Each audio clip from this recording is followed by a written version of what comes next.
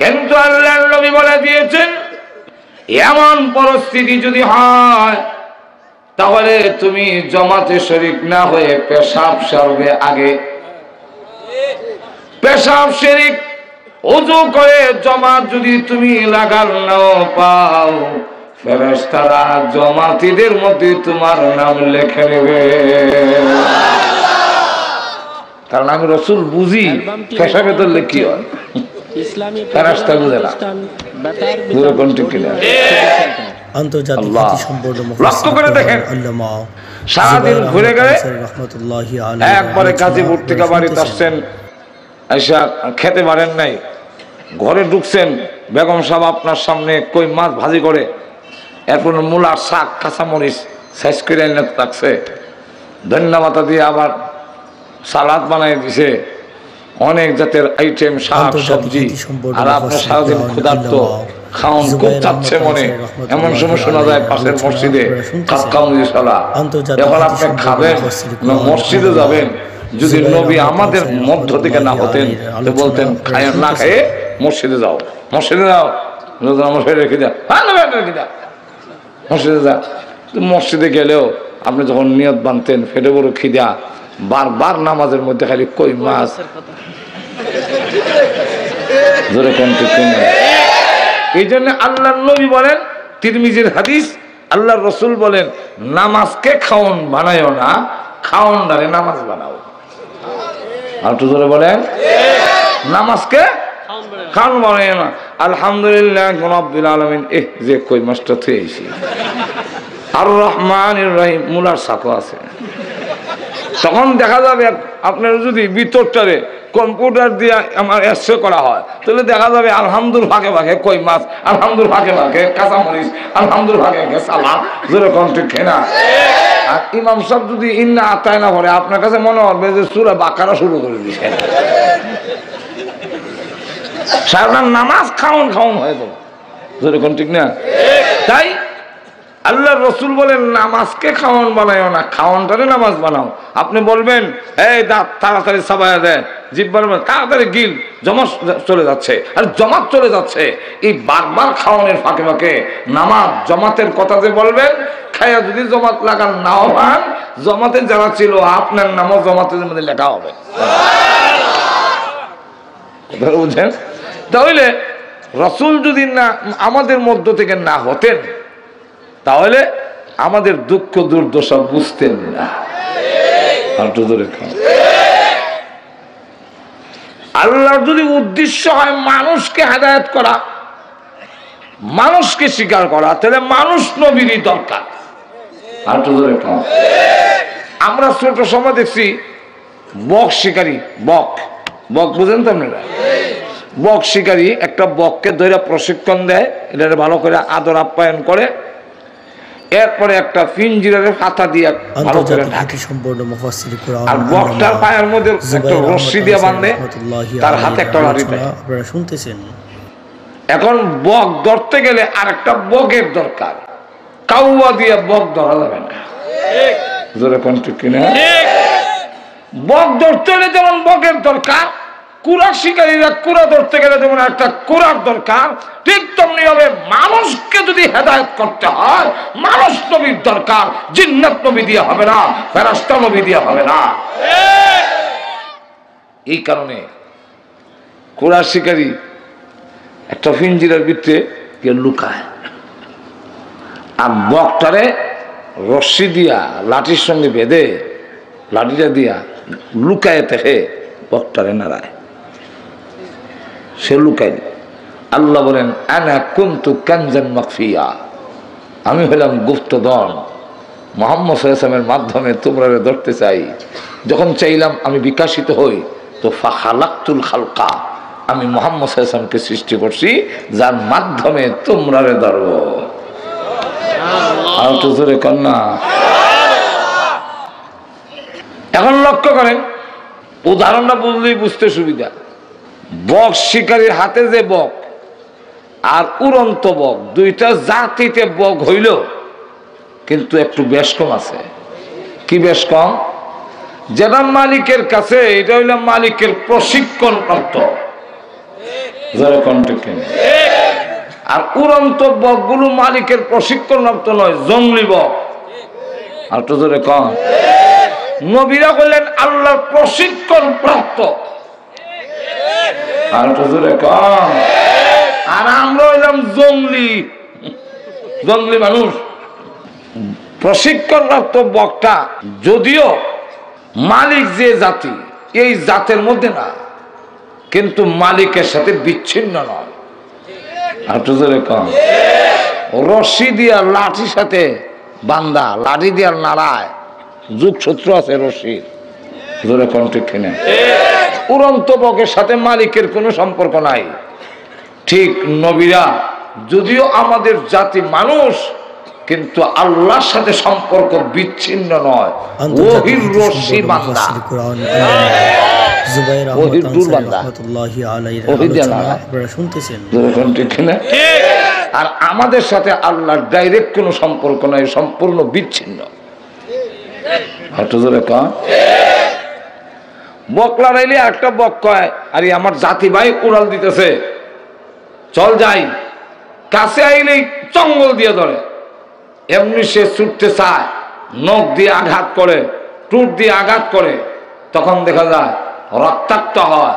কিন্তু এরপরও প্রশিক্ষণপ্রাপ্ত বকটা ক্যাক ক্যাক করে শব্দ করে, তা মালিকরে বুঝায় রক্তাক্ত করে ফেলেছে, কিন্তু এরপরও ছাড়তেছি না, আপনার কাছে না হোসাইয়া ছাড়তাম না, হাত বানাইয়া ধরেন। ঠিক তেমনি হবে নবীরা যখন আমাদের জঙ্গলি মানুষের সামনে এসে দাওয়াতের কাজ তুলে ধরেছেন, এই জঙ্গলি মানুষেরা নবীদেরকেও পাথর মেরে রক্তাক্ত করেছে, কিন্তু নবীরাও পরিষ্কার জানাইয়া দিয়েছে, রক্তাক্ত করতে পারো, আল্লাহ সান্নিধ্যে না পৌঁছানো পর্যন্ত দাওয়াতের কাজ বন্ধ হয় না। এখন আসুন, আল্লাহ রাব্বুল আলামিন এই কারণে বলতেছেন, তোমাদের মাঝখান থেকে একজন নবী আমি পাঠাইয়া মুমিনদের উপরে অনুগ্রহ করেছি। মুমিনদের উপরে অনুগ্রহ করছেন। কিন্তু এই কথার দ্বারা আর একটা আয়াতের সাথে সাংঘর্ষিক হয়, তারও লেগে যায়। এই আয়াত কি? আল্লাহ কোরআনে বলে, ওয়ামা আরসালনাকা ইল্লা রাহমাতাল লিল আলামিন।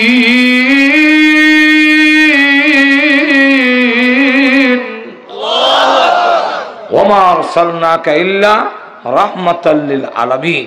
রাসূল হলেন রাহমাতুল লিল আলামিন, রাহমাতুল লিন নাস। রাহমাতুল লিন নাস নাকি না আলামিন?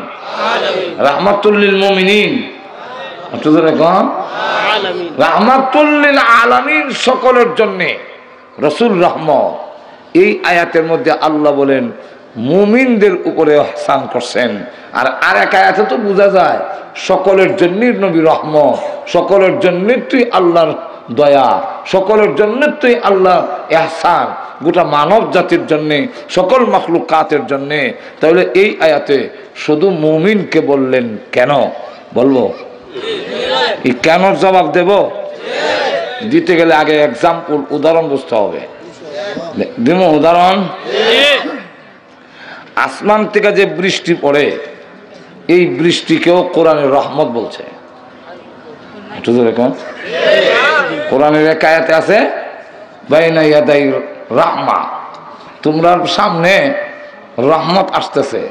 যখন নাকি বাতাস আসে, ঠান্ডা বাতাস আইলে আমরা দেখবেন এই বৃষ্টি বলি এই ঠান্ডা বাতাস লাগতেছে, আর তো জোরে কর না। আর বৃষ্টি না দেখলো আমরা এখানে মনে হয় আগে বৃষ্টি হয়ে গেছে। কেমনি বললেন? বলে বাতাসটা ঠান্ডা লাগে। আর তো জোরে কর। আল্লাহ কোরআনে বলেন যে বাতাসে আয়া সংবাদ দেয়া যায় পিছে রহমত আইতাছে। রহমত, রহমত মানে বৃষ্টি। তো এই যে রহমত বললেন, সব মাটির জন্য রহমত, পাথরের জন্য রহমত, সিমেন্টের জন্য রহমত, জোরে কোন ঠিক কিনা? আর ক্ষেতের মাটির জন্য রহমত। কিন্তু পাথরের উপরে বৃষ্টি হইলে পরে কোনো উপকার হয় কি? না, সাফ হয় না? পরিষ্কার হয়। তো উপকার হয়েছে না? জি উপকার হয়েছে। তো না করলেন যে কোনো উপকার হয় না। পাথরের আগে যা ময়লা ছিল ধুলাবালু ছিল, বৃষ্টি হওয়ার কারণে এই পাথর পরিষ্কার হইল, তাহলে অস্থায়ী সাময়িক কিছু উপকার হয়েছে কি হয়েছে না? স্থায়ী উপকার হয়েছে না। কেন? পাথরে বৃষ্টিকে গিলে না। আমার আমার কথা আপনারা বুঝেন না? অসুবিধা হয়? তাহলে এবার হ্যাঁ না কোন পাথরে বৃষ্টি গ্রহণ করে গিলে? এই গ্রহণ না করার কারণে পাথরের স্থায়ী কোনো উপকার হয় নাই, কিন্তু হালকা কিছু উপকার হয়েছে, পরিষ্কার হয়েছে। যেরকম ঠিক কিনা? ঠিক তেমনি হবে রসুল আবু জাহেলের জন্য রহমত, আব্দুল্লাহ ইবনে উবাই ইবনে সলুলের জন্য রহমত, আবু বকর, উমর, উসমান, আলী, তালহা, জুবায়ের তাদের জন্য রহমত। কিন্তু আবু জাহেল হইল পাথরের মতো। উতবা, সাইবা, ওয়ালিদ ইবনে মুগিরা, বারাক ওবামা, বুশ, বিলাই ক্লিনটন, টনি ব্লেয়ার, এরা হইল পাথর। রসুলের দ্বারা এরাও উপকৃত, কিন্তু অস্থায়ী। সারা পৃথিবীর বেঈমান কাফেরদেরকে আল্লাহ রাব্বুল আলামিন খাওয়াচ্ছেন, খাওয়ার বন্ধ করেন না। এর কারণ হইল মূলে বিশ্বনবী। বিশ্বনবী যদি দুনিয়াতে না আসতেন, আমরা ইমানের মতো দৌলত পেতাম না। ইমান আমরা পেয়েছি বিশ্বনবীর মাধ্যমে। এই বিশ্বনবীর মাধ্যমে ইমান পাইলাম। আর ইমানদারের ইমান যতদিন থাকবে ততদিন পর্যন্ত আল্লাহ আসমান আর জমিন ভাঙবে না। তাহলে বেঈমান কাফেরারে আল্লাহ খাওয়াইতেছেন, মূলে গিয়ে দেখা যায় বিশ্বনবী। বিয়া বাড়িতে যা কিছু আয়োজন করা হয় উসিলা কেনা? কার সম্মানে? আর একটু জোরে বলেন। কিন্তু বরযাত্রীরা খাওয়ায় না, আত্মীয় স্বজন, আশেপাশের লোক, বাড়ির কুত্তা বিলাই, এরাও কিছু আড্ডি উড্ডি খায়। কুত্তায় বুঝিনি কার উসিলায় খাইছে। যার উসিলায় খাইলো তাকে বের হইলে দেখবেন গালি দিতে দেরি করে না, ভাগ করে গালি মারে। জোরে কোন ঠিক কিনা? যার উসিলায় খাইছে তারই কয় ভাগ, মানে গালি দিছে। সুযোগ পাইলে আবার পায়ের গোছার মধ্যে কামড় দিয়েও ধরে। জোরে কোন ঠিক কিনা? যেমনি ভাবে কুকুর বোঝে না কার সম্মানে খেয়েছে, ঠিক তেমনি ভাবে বেঈমান কাফেররাও বুঝে না কার সম্মানে খাচ্ছে। কারণ তার স্বভাব হইল কুকুরের স্বভাব। যেই নবীর সম্মানে খায় সেই নবীকে জঙ্গিবাদ এবং সন্ত্রাসী বলে গালি দেয়। এই নবীরই কখন সন্ত্রাসী, জঙ্গিবাদ ক্রিটিসাইজ করে, ব্যঙ্গচিত্র করে। জোরে কোন ঠিক কিনা? অথচ নবীর উসিলায় খাইতেছে। কেন? এরা স্বভাব কুত্তার স্বভাব। কুকুর আর এর সাথে একটা মিল আছে, বলবো? জি জি। আর দুনিয়া জিফাতুন ওয়া তালিবুহা কিলাব। আল্লাহ রাসূল বলেন পৃথিবীটা মরা জানোয়ার। আর দুনিয়া জিফাতুন ওয়া তালিবুহা কিলাব। আর এই মরা জানোয়ার, মৃত জানোয়ারের পিছনে যারা আল্লাহ পরকাল ভুইল্লা লাগছে, এরা এদেরকে আল্লাহ রাসূল বলেন কুকুর।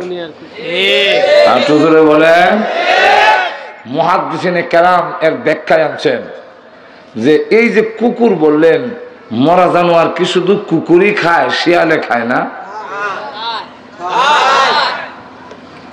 শুকুনেও তো খায়, শিয়ালে খায়, শুকুনে খায়। শুধু কুত্তার এরা বদনাম কেন? রাসূল কেন বলেন না সালাব, খালি কিলাব?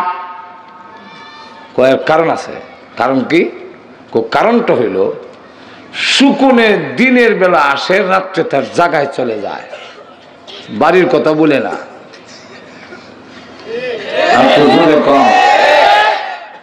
লক্ষ্য করে দেখবেন শিয়াল রাত্রের বেলায় আসে, দিনের বেলা আসে না, তার বাড়ি জায়গা চলে যায়। আর কুত্তা 24 ঘন্টাই ফেড আছে আর জানোয়ার আছে। কুকুর যেইভাবে মৃত জানোয়ার পেলে মালিকের কথা বলে যায়, বাড়ির কথা বলে যায়, ঠিক তেমনি ভাবে যেই সমস্ত লোকেরা দুনিয়ার মরা জানোয়ার পাইয়া আল্লাহ মালিকের কথা বলে যায়, পরকালের কথা বলে যায়, হ্যাঁ, আর কুকুরের মধ্যে কোনো পার্থক্য থাকে না। যাক, দুনিয়াতে তারা কাফেররা বিশ্বনবীর দ্বারা উপকৃত হয় কিনা? এটা কি স্থায়ী না অস্থায়ী? আর একটু জোরে বলে যে কাফেররা সাময়িক উপকৃত হয় বিশ্বনবীর মাধ্যমে। কি উপকারটা? যে আল্লাহ তাদেরও খাওয়াইতেছেন বিশ্বনবীর সম্মানার্থে। জোরে কোন ঠিক না? পরে কালেও কাফেররা অস্থায়ী উপকার হবে, কাফেররা পরকালেও অস্থায়ী উপকার। বলবো একটু জোরে কন। কিয়ামতের কঠিন ময়দান যেদিন কায়েম হবে, এই জমিন যেদিন তামা হয়ে যাবে, মাটি থাকবে না, এই পৃথিবীতে হবে হাসরের মাঠ। এখানেই এই গাজীপুর, মাওনা, শ্রীপুর, যে যেখানে কবরে ঘুমায় আছেন এখান থেকে উঠে এখানে উঠবেন, আরেক কানে যাইতে হবে না, ট্রাক দিয়ে আপনাদের আরেক কানে সাপ্লাই দেওয়া হবে না। এই পৃথিবী হবে হাসরের মাঠ। বলতে পারেন হুজুর, লোকজন কিভাবে জায়গা হবে? আটলান্টিক মহাসাগর সহ সব যখন ভরাট করে ফেলবে, সব পাহাড় যখন লেভেল করে ফেলবে, এই পৃথিবী একবারে ছোট হবে না, অনেক বিশাল। বর্তমান কাবাগর যেখানে সেখানে হবে আল্লাহর আরশ। সব যখন এই ময়দানে উঠবেন, তখন দেখবেন এই জমিন আর মাটি নয়, তামা হয়ে গেছে। কেন? তামা হইলে গরম হয় বেশি। লোহা, তামা, কাঁসা, অ্যালুমিনিয়াম, টিন, এই জাতীয় জিনিসগুলো এই হবে। জমিন যখন তামা হয়ে যাবে, গরম পা রাখা যায় না। সূর্যরা, যেই সূর্য পৃথিবী থেকে বিজ্ঞানীরা বলেন 9,30,00,000 মাইল দূরে, আল্লাহর রাসূল বলেন এই সূর্যটা চৌকে সুরমা দিতে গেলে সুরমা দানিতে একটা শলা দেয়, যারা লাগায় মরাইয়া, এই কাঠি যদ্দূর লম্বা হবে, আল্লাহর নবী বলেন মাথার সূর্যের মাঝখানে এতটুকু ফাঁক থাকবে, গরম কম লাগবে না, অনেক বেশি। বর্তমানে বিজ্ঞানীরা তাপমাত্রা মাপছেন, সূর্যের তাপমাত্রা হলো 6000 সেলসিয়াস বা সেন্টিগ্রেড। আল্লাহর রাসূল বলেন বর্তমানে যা পাওয়ার আছে এটা আরো 70 গুণ বাড়ায় দেওয়া হবে, গরম খুব কম লাগবে না, অনেক বেশি। অপরদিকে জাহান্নাম 7 তবক জমিনের নিচে আছে, 7 তবক জমিনের নিচে রাখা আছে। সেখান থেকে আল্লাহ বলবেন ফেরেশতাদেরকে টাইনা হাসরের মাঠে দুজক নিয়ে আসো। সুবহানাল্লাহ বলবেন। ওয়াজিআ ইয়াওমাইযিন বিজাহান্নাম, জাহান্নামকে টেনে আনো। আল্লামা আশরাফ আলী থানভী রাহমাতুল্লাহ আলাইহি জাহান্নামের আকৃতি বয়ান করছেন। 30,000 মাথা, প্রত্যেকটা মাথায় 32,000 করে দাঁত, এক একটা দাঁত হবে উহুদ পাহাড়ের সমান। নাক আছে, নাকের ছিদ্রের মধ্যে রশ্মি লাগানো আছে। 19 জন ফেরেশতারা এটার কমান্ডিং অফিসার, আর এক একজনের অধীনে 70,000 করে। শুরু ফেরেশতা যে সেও রশ্মির যারা ধরে রাখছে, এই কাত থেকে এই কাত পর্যন্ত দূরত্ব হলো 70 বছরের রাস্তা। আর বড় ফেরেশতা কত বড় তখন বয়ান দেওয়ার টাইম আমার নাই। বড় ফেরেশতা যে জাহান্নামের বড় যিনি উনি কত বড় হবে, একটা কিতাব আছে আমার কাছে, এর নাম হইল ফেরেশতুকা আজিব হালাত। এই কিতাবের মধ্যে আনছেন যে মালিক ফেরেশতা হইল যে উনি সারা জাহান্নামের প্রধান, উনি কত বড় হবে এতটুকু বুঝে নেন যে জাহান্নামের সংখ্যা যত হবে জিন্নাত আর মানুষ মিলাইয়া তত সংখ্যায় ওনার 2 হাতের আঙ্গুল হবে। আরো আসতে বলেন, মহিলারা শুনে নেবেন। এত সংখ্যা যদি আঙ্গুল হয়, আল্লাহ আমাদের দেশের কোন কোন সন্ত্রাসীকে ধরতে গিয়া 3 বাহিনী লাগায়। আর আল্লাহ বলেন ফাইজলামি করো না, দৃষ্টতা দেখাও না। তুমি যত বড় শক্তিশালী সন্ত্রাসী চাঁদাবাজি হও, জাহান্নামের ফেরেশতা ধরতে গিয়ে 2 আঙ্গুল লাগাবে না, 1 আঙ্গুল লাগাইব।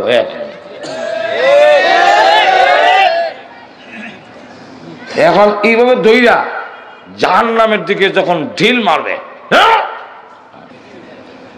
কিতাবে লেখেন 70 বছর পর্যন্ত সে শুধু যাইতেই থাকবে। কি শক্তি নেমে করতে হিসাব করে করো, ঠিক কিনা? যাক, সবে মিললে জাহান্নামের রশিদ ধরছে, কিন্তু জাহান্নাম মানুষ দেখার পরে হাসরের মাঠে একান্ত ক্ষুধার্ত বাঘের নাই, হুঙ্কার দেয়, দাঁতে দাঁতে গসা লাগায়, খট খট খট খট, গুসায় জুমুন ফেটে যাবে।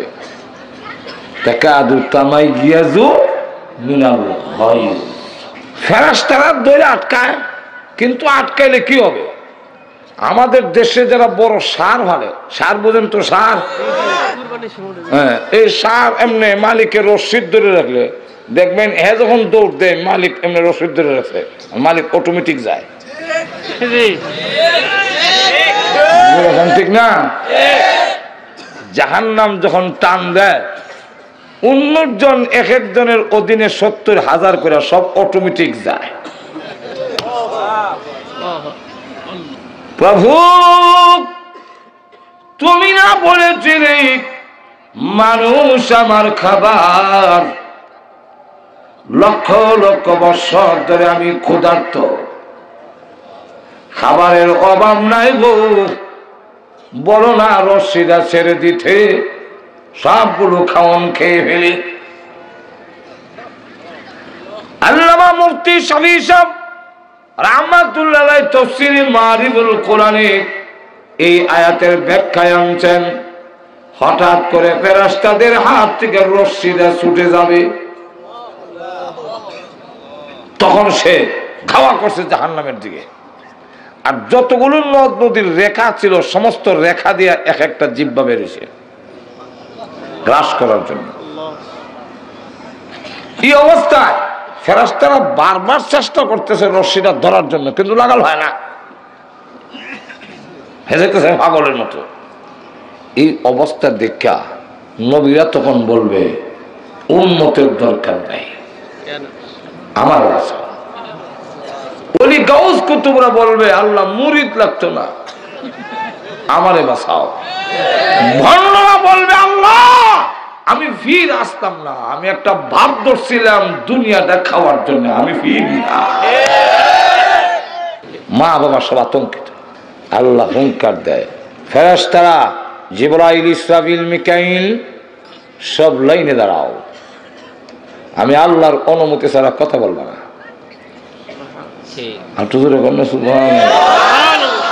আসেনি কোরআন শরীফ, ইয়াউমা ইয়াকুমুর রূহু ওয়াল মালাইকাতু সাফফা লা ইয়াতাকাল্লামুনা ইল্লা মান আযিনা লাহুর রাহমান।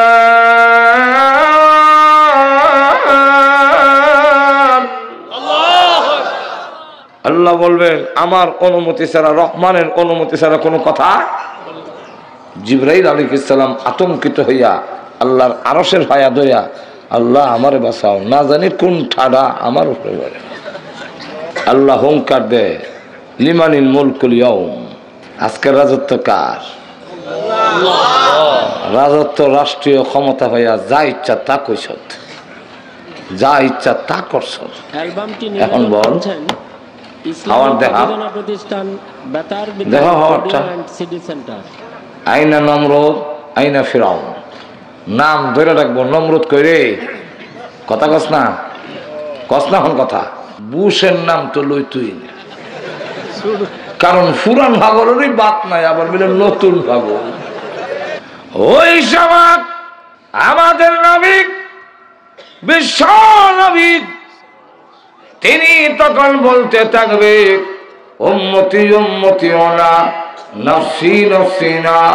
তিনি তখন বলবেন আনতা আহকামুল হাকিমিন, আল্লাহ তুমি তো বিচারপতি, দেও বিচারপতি। আনতা রাব্বুল আলামিন, তুমি তো সকলের পালনেওয়ালা। আনতা রাব্বুস সামাওয়াতি ওয়াল আরদ, তুমি আসমান জমিনের মালিক। আনতা রাব্বুল আরশিল আযীম, তুমি মহান আরশে আযীমের মালিক। আনতা যুল জালালি ওয়াল ইকরাম, তুমি সম্মান ও মর্যাদার অধিকারী। আনতাল হাইয়ুল কাইয়ুম, তুমি চিরঞ্জীবী, তুমি নিজে কায়েম ছিলে, সকলকে কায়েম তুমি রেখেছ। আল্লাহ তুমি যদি আমাদেরকে হুঙ্কার দাও, আমরা তো তোমার গোলাম, তুমি আমাদের মনিব। মনিবে হুঙ্কার দিলে গোলামের কি ক্ষমতা আছে তার পাল্টা পাল্টি করা? এমন ভাবে প্রশংসা শুরু করবে, বিশ্ব নবী জিন্দেগিতে এত প্রশংসা আল্লাহর কোনদিন করেন নাই। আল্লাহ আপনি ডাক দিয়ে বলবে, নবীজি মাথা উঠান, আপনার প্রশংসা শুনে আমি আল্লাহর রাগ গুসা ঠান্ডা হয়ে গেছে। এই কিয়ামতের কঠিন ময়দানে সর্বপ্রথম আপনাকে আমি আল্লাহ কথা বলার জন্য অনুমতি প্রদান করলাম। আপনি কথা বলেন, সম্ভব। হাসরের মাঠে দাঁড়ায় দিছে, তামাক জমিনে সূর্যের নিচে কতদিন? একটা দিনই হবে এই পৃথিবীর হিসাব মতে 50,000 বছরের সমান। হাজার বছর, 50,000 বছর। আমার কথা না, আল্লাহ কোরআনে বলে দিচ্ছেন মিকদারুহু 50 আলফ সানা, 50,000 বছরের সমান একটা দিন ধরে রয়েছে। এখানে নমরুদ আছে, ফেরাউন আছে, হ্যাঁ, আবু জাহেল আছে, আবু লাহাব আছে, বুশ আছে, বারাক ওবামাও থাকবে না? থাকবে না? থাকবে। আপনিও থাকবেন, আমিও থাকবো। আরো জোরে কোন ঠিক না? সবাই থাকবে। আল্লাহ রাব্বুল আলামিন সব টেরদার করে রেখে দিয়েছেন, কোন কথাই কয় না। আর দেখালে তার 50,000 বছর, চিন্তা করছেন বিষয়টা। এখন হাসরবাসীরা বলবে যে আমরা একটা ফায়সালা হয়ে যাক, জান্নাত আর জাহান্নাম বুঝি না, একটা ফায়সালা হোক। কোন লোককে যদি একবার খালি কোর্টে আনে আর নেয়, আর একবার মাথা বাইর করে আবার নেয়, ফাঁসি দিবনি না দিত না, এরকম একটা টানাটানি যদি থাকে, তখন যারা এইভাবে নেয়, এখন কিভাবে কোর্ট কাছারিতে টানা হেসার থেকে একটা দালাব দাও জোরে ক্ষণ ঠিক না? ঠিক হাসরবাসীরা বলবে একটা ফায়সালা হয়ে যাওয়া বলা, দালাব দুজবই। কিন্তু কথাটা বলবে কে? বলে একটা ফায়সালা করেন। সব হাসরবাসীর গে আপনার নাম রাব্বা, আপনার নাম রাব্বা, আব্বা মানে আদম আলাইহিস সালাম, সকলের আব্বা তো আদম আলাইহিস সালাম। আপনার নাম রাব্বা মানে কি করা? একটু কন্যা বিচার আরম্ভ হইতে বলে 1000 বার মাপ চাই। হাদিস শরীফ আসছে মুসলিম শরীফে, তখন বলবে ইতু নুহা, তোমরা নূহ নবীর কাছে যাও। নূহ নবীর কাছে গিয়ে হবে আপনার নাম দিয়ে শরীয়তের প্রথম নবী, আপনি একটু মেহরবানি করে আল্লাহর কাছে বলেন না, বিচারটা মানে বেহেশত দিবেন না, বেহেশত তো একটা দেড় লাখ সিদ্ধান্ত হয়ে যায়। এই কথাটা আল্লাহর কাছে বলেন। নবী কয় আমিও মাপ চাই। বলে কেন? বলে আল্লাহ যদি উল্টা আমারে জিজ্ঞাসা করে যে হাজার হাজার মানুষ মরলো, তোমার ছেলে যে সময় মরে এই সময় সিল্লি মাসে লেগে গেল, এর আগে সিলি দিল না, এটা জবাব দেওয়া আগে আমি না। তোমরা যাও ইব্রাহিম নবীর কাছে, তো ইব্রাহিম নবীর কাছে সবাই গিয়ে আপনার খলিলুল্লাহ, আল্লাহ উপাধি দিয়েছেন, আপনি আল্লাহর জন্য আগুনে জাপ দিছেন, ছেলে কুরবানি করছেন। হ্যাঁ, যদিও উনি তো কুরবানি করে দিয়েছে, কুরবানি ওইসা না, এটা হলো ভিন্ন, উনি তো করিবেন দিয়ে দিছে। কত সব ডাক্তার ইয়া যেরকম ঠিক খেনা। এখন আপনি কোরবানি করছেন, আপনি অনেক কিছু আপনি বলেন না। ইব্রাহিম নবী বলেন আমি মাপ চাই। বলে কেন? বলে আল্লাহ যদি উল্টে জিগায় বউরে বোন কইসলা কেন? কথাটা বুঝেন না?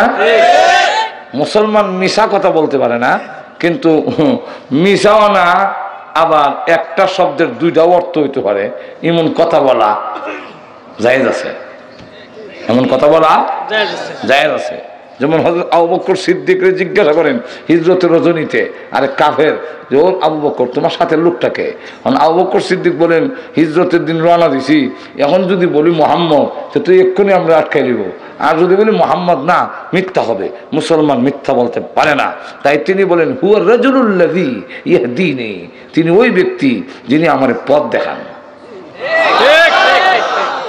দেখেন এক গুলে দুই শিকার, এদের দুইটা অর্থ। একটা অর্থ হইল যে দুনিয়ার হয়তো আরব দেশে এক জায়গা থেকে আরেক জায়গা যেতে গেলে পথ দেখান না লোক ছাড়া জায়গা যাওয়া যেত না, ওই লোকটা বুঝে লেছে মনে হয় পথ দেখাবে লেগে একটা লোক রাহাবর রয়েছে। আর আবু বকর সিদ্দিক বুঝাইছেন উনি ওই ব্যক্তি যিনি আমার বেহেশতের পথ দেখায়। কথাটা বুঝেন না? ও ইব্রাহিম আলাইহিস সালাম উনি যে বলছেন ওনার ওয়াইফ রে বোন, জালেম বাদশা তার রাষ্ট্র দেয়াইতেছে, আর তার নিয়ম হইল সাথে যদি ওয়াইফ থাকে স্বামীর একটা বউ লইয়া যায়, সুন্দরী বউ লইয়া নিয়ে যায়। এখন উনি যদি কয় আমি ওনার স্বামী, তো একটা বউ লই দিব, এর লেগে তিনি বললেন উনি আমার বোন। আর ওনাকে বললেন তুমি কিন্তু কইও আমি তোমার ভাই, আমি ভাই পরিচয় দিছি। এটা কোন দৃষ্টিকোণ থেকে? আমাদের ব্রাহ্মণবাড়িয়ার একজন বড় আলেম ছিলেন, ওনার নাম তাজুল ইসলাম সাহেব রহমতুল্লাহ আলাই, যার উপাধি ছিল ফখরে বাঙ্গাল। উনি বিয়ে করছেন উজানির কারি ইব্রাহিম সাহেবের মেয়ে। তো ইব্রাহিম সাহেব আসছেন ছেলে দেখার জন্য, ছেলে যোগ্য কিনা। তা এইসব প্রথম প্রশ্ন, কারণ আমরা দেশে তো আমরা আগে গ্রাম এলাকা দেখতাম, প্রশ্ন করতে গেলে জামাই দেখতে গেছে কৃষক লোকেরা, তখন প্রশ্ন করতো। তো একটা লোকের প্রশ্ন করে মেট্রিক পরীক্ষা দিয়ে আইছে ওই সময়ে, তো লোকটারে জিজ্ঞাসা করে বাবা বলেন তো দেখি 4টা গরুর কটা ঠ্যাং? তো উনি বলেন 4টা গরুর 18টা ঠ্যাং। এমনি সকলে শুনলাম আপনি মেট্রিক পরীক্ষা দিয়েছেন আর 4টা গরুর 18টা ঠ্যাং, না এই ছেলের কাছে বিয়ে দেওয়া যায়, চলো যাই। তো বাড়ির লোকেরা কয় তুই কি বললে, ব্রেঞ্চ পাস করছ, ব্রেঞ্চি পাস করছ, 4টা গরুর কড়া ট্যাঙ্গিটা করতে না, 4টা গরুর কড়া ট্যাঙ্গিটা বলতে পারবো না, মেট্রিক পরীক্ষা দিয়েছি না। বুঝল তো 4টা গরুর তুই 18টা করে কেন? বলে 4টার তো 4টাও, 4টা গরু 16টা, 4টা গরুর 16টা। আর আমার মতো একটা ছেলে যে মেট্রিক পরীক্ষা দিয়েছে, হেরে যে এই জাতীয় প্রশ্ন করছে, হের 2টা ঠ্যাং আমি যোগ দিলেছি, ওই 18টা হয়েছে। যেরকম ঠিক না? এই জাতীয় আগে প্রশ্ন করতে গিয়া আর যারা যারা কিছু পণ্ডিত একটু প্রশ্ন বলে কোন সূরায় 9 মিম, কোন সূরায় 9 মিম, কথা বলতেন না। তো কারি ইব্রাহিম সাহেব রহমতুল্লাহ জিজ্ঞাসা করেন ফখরে বাঙ্গাল তাদের সাহেবকে যে আপনার আব্বা আপনার কি হয়? আমরা বলতাম এটাকে একটা প্রশ্ন হইল, আব্বা তো আব্বাই, আব্বার আব্বা কি হয়? বেশির থেকে বেশি বলতাম আব্বা আমার মার স্বামী হয়। কিন্তু ফখরে বাঙ্গাল রহমতুল্লাহ সঙ্গে সঙ্গে জবাব দেয় ভাই হয়। উনি প্রশ্ন করেন আপনার আব্বা আপনার কি হয়? উনি বলেন ভাই হয়। তেমনি কারি ইব্রাহিম সাহেব রহমতুল্লাহ বলেন ছেলে উপযুক্ত, বিয়ে দেওয়া যায়। আব্বা আবার কি হয় এটা প্রশ্ন করলেন কেন? তখনই উনি বুঝে ফেলছেন যে কোন দৃষ্টিকোণ থেকে প্রশ্ন করছে। উনি কোরআন হাদিসের দৃষ্টিকোণ থেকে প্রশ্ন করেছেন, ইন্নামাল মুমিনুনা ইখওয়াতুন, মুমিন মুমিনে ভাই ভাই, আব্বা মুমিন আমিনও মুমিন, ইমানি সূত্রে বাপ বেটাও ভাই ভাই। আর তো জোরে কম। তো এখন দেখেন হযরত ইব্রাহিম আলাইহিস সালাম এই দৃষ্টিকোণ থেকে, তুমি মুমিন আমি মুমিন, এই দৃষ্টিকোণ থেকে এখন বলছি তুমি আমার বোন আমি তোমার ভাই ভাই। হযরত ইব্রাহিম আলাইহিস সালাম বলেন, আল্লাহ যদি জিজ্ঞাসা করেন এই ফেস লাগাইল কথা কইছ না কেন, আমি মাফ আমি পারবো না, তোমরা যাও মুসা নবীর কাছে। মুসা নবীর কাছে যাওয়ার পরে উনি বলবেন আমি পারবো না। বলে কেন? বলে দুজন ঝগড়া লাগছে আর আমি ভাঙ্গানোর উদ্দেশ্যে ধাক্কা দিয়েছিলাম, এটা করে মরিছে। আমার আল্লাহ যদি জিজ্ঞাসা করেন যে একটা লোককে ধাক্কা দিয়ে মারিছে, এটার জবাব আগে দেওয়া যাও, আমার উন্মত লাগতো না, আমার জান বাঁচায়। তোমরা যাও ঈসা নবীর কাছে। ঈসা নবীর কাছে আসার পরে উনি বলবেন আমিও পারবো না। বলে কেন? বলে আল্লাহ যদি আমার উল্টা জিজ্ঞাসা করেন তুমি সুপারিশ করবো পরে, আগে বলো তোমার উম্মতেরা তোমাকে আমার ছেলে বানাইছিল কেন? আমার তো কোনো ছেলে নাই, তুমি কি আমার ছেলে? বললেন না। তো এটার জবাব আমাকে দেওয়া যাও, ফুট বানাইছিল কেন লেগে? ঠিক কিনা? তা আমি আটকা পড়ে যাই, আমি পারবো না। তবে তোমাদের কয়ে দে, তোমরা যাও বিশ্ব নবীর কাছে। বিশ্ব নবীর কাছে আসার পরে বিশ্ব নবী বলবেন তোমরা সঠিক জায়গায় এসেছো, এই অধিকার একমাত্র আল্লাহ আমাকে দিয়েছেন। বিশ্ব নবী রাহমাতুল লিল আলামিন তখন শুরু করবেন, প্রভু গো বিচারটা আরম্ভ করেন। আল্লাহ বিচার আরম্ভ না করলে ভালো মন্দ কিছুই বোঝা যায় না। নবীজির সুপারিশের কারণে তখন দেখা যাবে মাত্র 6 ঘন্টার ভিতরে আল্লাহ সকলের হিসাব কিতাবের খাতা সমঝাইয়া দিবে। কয় ঘন্টা? হাদিসের মধ্যে 6 ঘন্টা হয়েছে না, হাদিসের মধ্যে আসছে নিসফুন নাহার। এটা আমি হিসাব করিয়া 6 ঘন্টা আমরা রেডি করে দিলাম আর কি, কথা বোঝেন না? নিসফুন নাহার অর্ধেক দিন। অর্ধেক দিন বলতে নাহার বলা হয় সূর্য উঠার পর থেকে ডুবা পর্যন্ত, ডুবার পরটার নাম লাইল। তো এই লাইল আর নাহার মিললে হলো 24 ঘন্টা। তো দিনে রাইতে ছোট বড় আছে না, তো সব গড়ে হিসাব করলে ক ঘন্টা করে? 12 ঘন্টা। একদিন 12 ঘন্টা, ওই লাইন 12 ঘন্টা, সব মিললে 24 ঘন্টা। তাহলে নিসফুন নাহার যদি হয় তাহলে 12 অর্ধেক করলে কত হয়? 6 ঘন্টার ভিতরে হিসাব শেষ। এবার বলেন এই যে পরিত্রাণ হইল হাসরের ময়দানের কষ্ট থেকে, আবু জাহিল হইল, আবু লাহাব হইল, এটা কি স্থায়ী উপকার না অস্থায়ী? অস্থায়ী লাভবান কিয়ামতের কঠিন ময়দানে আবু জাহিল হইছে নি? না, এই ফায়দাটা তো হইছে, পরের তো হইছে না। ঠিক না? এই জন্যে বৃষ্টি হইলে আসমান থেকে পাথরের যেমন অস্থায়ী উপকার হয়, স্থায়ী উপকার হয় না। এই কাফেররা হইল পাথরের মতো। আসমান থেকে যখন বৃষ্টি পড়ে, সিমেন্ট যদি থাকে বাইরে, বৃষ্টি পড়লে শক্ত থাকে না নরম হয়? প্রথমত নরম হয়, এটা বুঝেন না কেন? সিমেন্টের মধ্যে পানি দিলে গইলা যায়, হাওড়ার করে গইলা যায়, কিন্তু পরে শক্ত হয়। পরে হাতর হয়। তাহলে আগে ভালো আছিল, পরে খারাপ হয়েছে, হাতর হয়ে গেছে। যখন ঠিক কিনা? কেন? কারণ হইল সিমেন্টে পানি গিলে কিন্তু রাখে না, ছাইরা দেয়, ভিতরে রাখে না, ছাইরা দেয়। এই কারণে আগে ছিল হাওড়ার, হর হয়েছে মাত্র শক্ত হয়ে গেছে। এর দৃষ্টান্ত হইল মুনাফিকরা। আর একটু জোরে বলেন, মুনাফিকরা রাসূলকে গিলে কিন্তু ভিতরে রাখে না, উগলায় ছেড়ে দেয়। এই কারণে কাফেরের চাইতে আরো শক্ত হয়ে যায়। আর জমিনের যে মাটি পানি গিলে এবং ছাড়ে না, রাখা যায়। এই কারণে স্থায়ী উপকার ক্ষেতের মাটির হয়। এর দৃষ্টান্তটা হইল মুমিনের। لقد من الله على المؤمنين